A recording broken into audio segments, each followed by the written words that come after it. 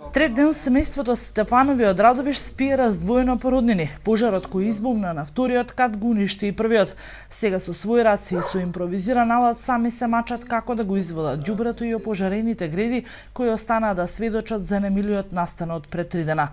Младата Катарина Стефанова, снаа во семејството, моли за помош до сите хумани граѓани и компании.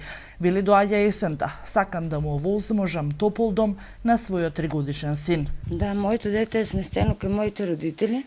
Они го гледат овие денови и бараме помош до сите хуманитарни луѓе кои може да ни помогнат на жиросметката што ќе биде пуштена од вашата телевизија. Во моментов сами си ги санирате штетите? Сами, да. Немате помош од никога?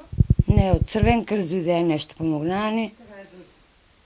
Градоначалникот сега нешто кажа, први има веќе со него и това. Стефанови секојдневно бараат помош од државните институции, но и приватните компании низ Радовиш. Очајната мајка вели дека премногу ризично е синот сам да ги вади остатоците од кровната конструкција.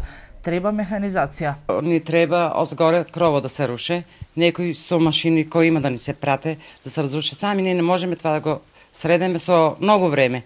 А ние сакаме да се направиме барем плоча како да се сместиме, те нема дека да живееме. Нема дека да одеме. Бараме помош било од кој. Мајката, синот и снаата, денеска по нашето заминување од нивната семена опожарена куќа останаа сами да го средуваат нередот кој го остави пожарот.